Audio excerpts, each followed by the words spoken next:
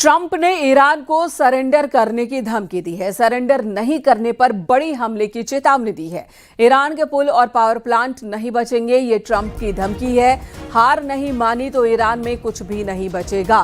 Trump ने कहा कि अमेरिका जब चाहे ईरान को खत्म कर सकता है। एक रात में ईरान को खत्म किया जा सकता है और हो सकता है कि वो रात कल की रात ही हो।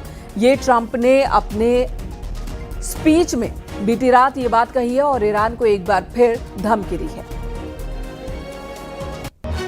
Have a plan because of the power of our military, where every bridge in Iran will be decimated by 12 o'clock tomorrow night, where every power plant in Iran will be out of business, burning, exploding, and never to be used again. I mean, complete demolition by 12 o'clock. And it'll happen over a period of 4 hours if we wanted to. We don't want that to happen.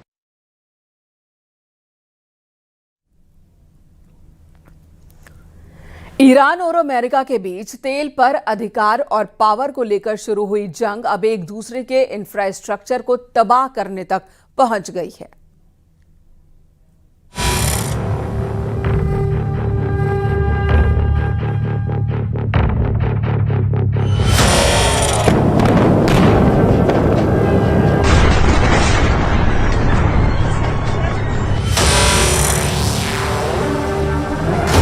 पुलों पर तबाही, power की जंग।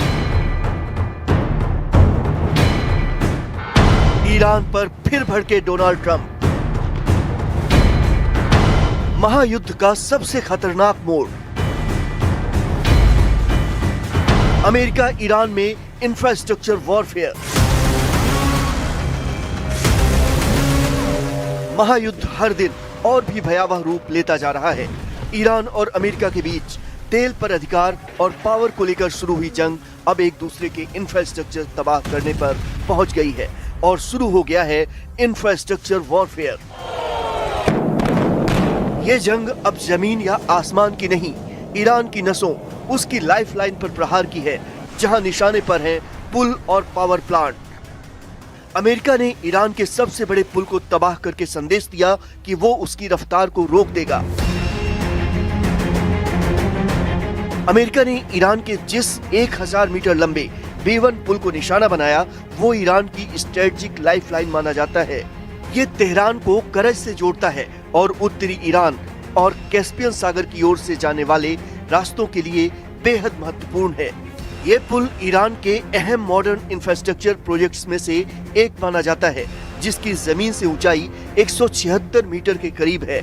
इस पुल के निर्माण की लागत लगभग $400 मिलियन यानी करीब 3800 करोड़ रुपए बताई जाती है।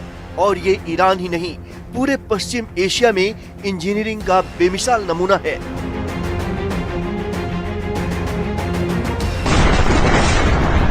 इस पुल को ढहाने के बाद अमेरिकी राष्ट्रपति ट्रंप ने कहा कि ईरान का सबसे बड़ा पुल ढह गया, अब इसका दोबारा इस्तेमाल कभी नहीं हो पाएगा। अभी और भी बहुत कुछ होना बाकी है। अब वक्त आ गया है ईरान कोई समझौता कर ले, इससे पहले कि बहुत देर हो जाए और उस देश का कुछ भी न बचे। Our enemies are losing in America, as it has been for 5 years under my presidency, is winning, and now winning bigger than ever before. Before discussing this current situation, I also want to thank our troops for the masterful job they did. Trump ने Iran को धमकी दी थी कि अगर उसने deal नहीं की तो वो उसे पाषाण युग में पहुंचा देंगे। ईरान के सबसे बड़े पुल पर हमला इसी दिशा में उनका एक कदम माना जा रहा है। हालांकि ईरान अमेरिका की इस कार्रवाई के बाद भी झुकने को तैयार नहीं है। उसने बहरीन, कुवैत और मिडिल ईस्ट के 8 अहम पुलों की लिस्ट जारी की है और साफ चेतावनी दी है कि वो अमेरिकी हमले के जवाब में इन पुलों को निशाना बनाएगा।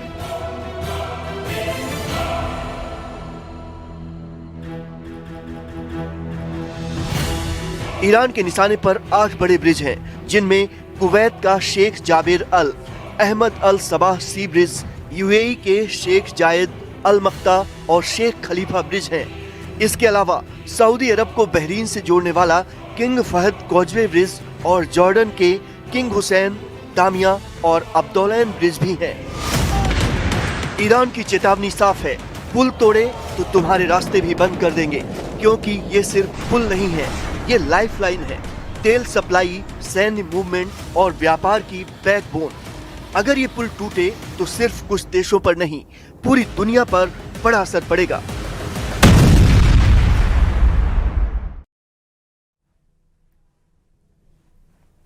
और इसी बीच ट्रंप ने ईरान को अब तक की सबसे बड़ी धमकी दी। ट्रंप ने ईरान को एक रात में खत्म करने की धमकी दी है।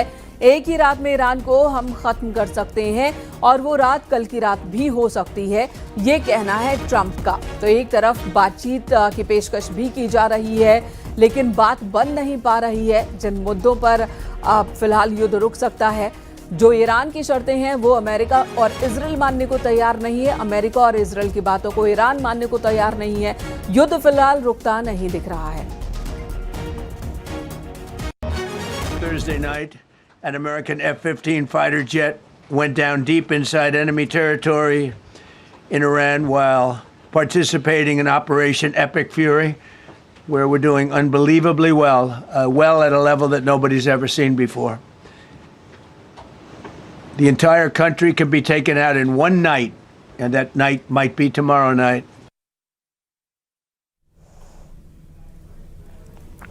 डोनाल्ड ट्रंप ने कहा कि ईरान की तरफ से युद्ध को रोकने का एक प्रस्ताव जरूर आया है, लेकिन इस प्रस्ताव पर डील नहीं हो सकती क्योंकि ईरान की पेशकश में दम नहीं है। वहीं अब ट्रंप की डेडलाइन खत्म होने में बहुत कम वक्त रह गया है। ट्रंप ने ईरान को पाषाण काल में भेजने की धमकी दी है।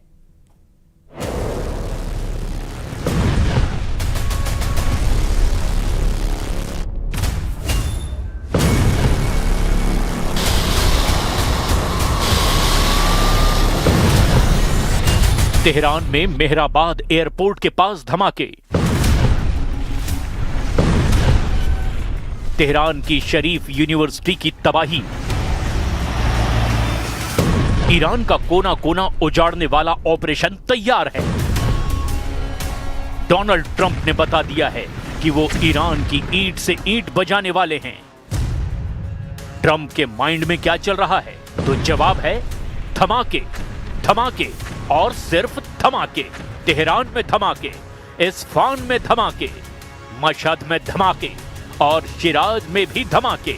धमाके कूम में, धमाके करज में, धमाके तबरीज में और किमरान शाह में, धमाके बंदर अब्बास और आबादान में। डोनाल्ड ट्रंप अब धमाकों से पाट देना चाहते हैं पूरे ईरान की जमीन को। Mind when the enemy is weak, but that enemy is strong. Not so strong like they were about a month ago. I can tell you, in fact, right now they're not too strong at all, in my opinion, but we're soon going to find out, aren't we? But when a thing like that happens, where a pilot shot down, in most instances, you're really not able to go in.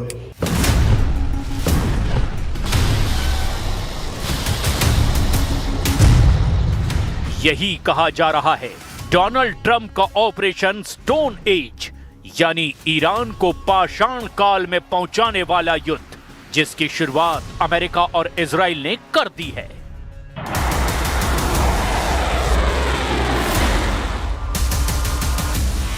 ये Iran की south पास gas field है।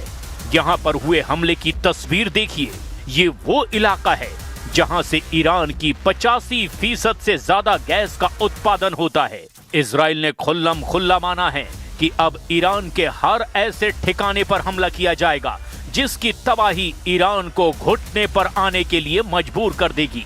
ראש הממשלה בנימין נתניהו ואני הנחינו את צה"ל להמשיך ולתקוף בכל העוצמה את התשתיות הלאומיות של משטר הטרור האיראני. משטר הטרור האיראני יגלה כי המשך התוקפנות נגד ישראל והירי הפחדני והנפשע לעבר אזרחי ישראל יביאו להעמקת הנזק הכלכלי והאסטרטגי שהוא משלם ולהקרסת יכולותיו. लेकिन Israel और America के हमले के जवाब में ईरान ने क्या किया है, इसकी लिस्ट ईरान ने पूरी दुनिया को दे दी है। ईरान ने जवाबी हमले को नाम दिया है या रुकया। इस मिसाइल वेव में ईरान ने टारगेट किया उन रिफाइनरियों को जहां से अमेरिका के जंगी जहाजों को तेल सप्लाई होता है। ईरान ने यूएई के हबशा में तेल के 2 ठिकानों को टारगेट किया जहां अमेरिकी कंपनियां काम करती है। दूसरा हमला यूएई के अल रुवैस में उस रिफाइनरी पर हुआ जहां से अमेरिकी सेना को फ्यूल सप्लाई होता है। तीसरा हमला बहरीन में हुआ।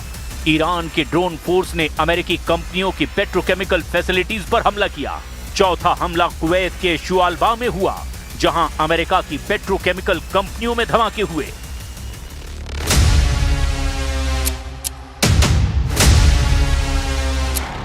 साफ है कि ईरान बराबर की लड़ाई लड़ रहा है। ईरान में अमेरिका अब तक अपने हर मंसूबे में नाकाम साबित हुआ।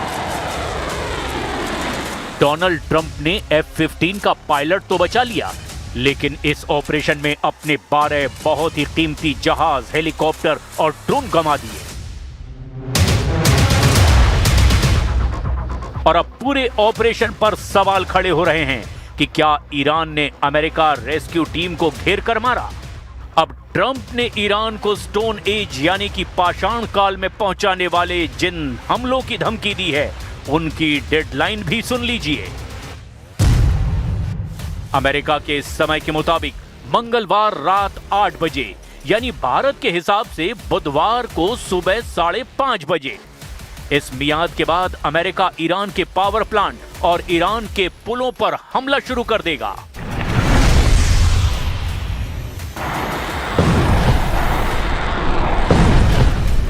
ट्रंप चाहते हैं कि ईरान हर कीमत पर अपने समुद्री गलियारे हॉर्मुज पर कब्जा छोड़ दे, लेकिन ईरान ने समंदर में जिस तरह की नाकेबंदी की है, उसके आगे सुपर पावर लाचार नजर आ रहा है।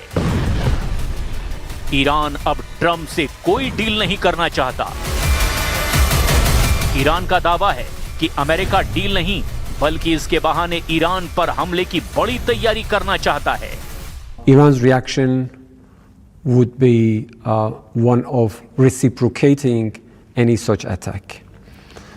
Our armed forces have made it clear that in case Iran's infrastructure is attacked, we would react in kind. Our armed forces would target any similar infrastructure that is owned or in any way or manner related to the United States or contributes to their act of aggression against Iran.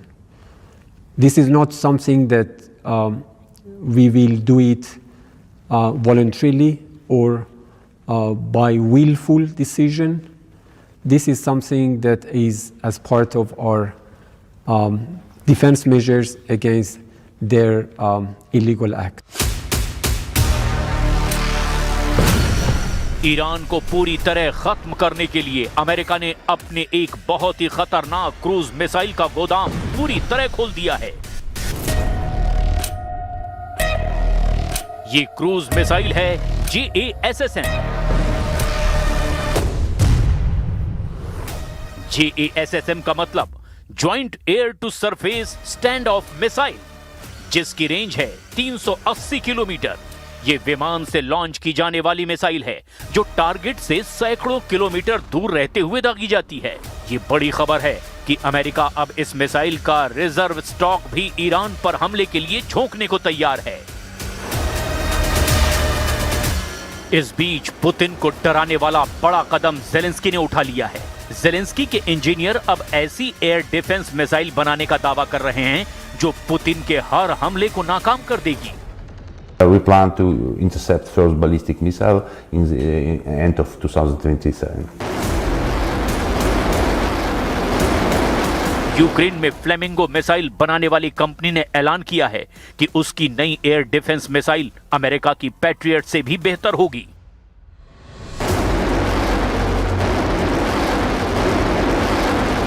इस missile की कीमत $10 लाख से कम होगी, जबकि patriot जैसी मिसाइलों की कीमत $25 लाख से भी ज्यादा होती है। You must decrease the price of intercept the ballistic missile because right now it's like we spent 2 or 3 Patriot to intercept the Iskander. It's pretty big money. If we can decrease like intercept less than $1 million, it will be great. It will be like game changer in air defense.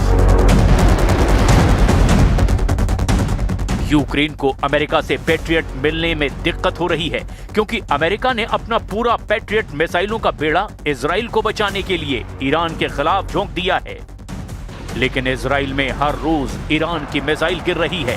Haifa और तेल अवीव जैसे बड़े शहरों को बचाना भी अब Netanyahu के लिए मुश्किल हो गया है।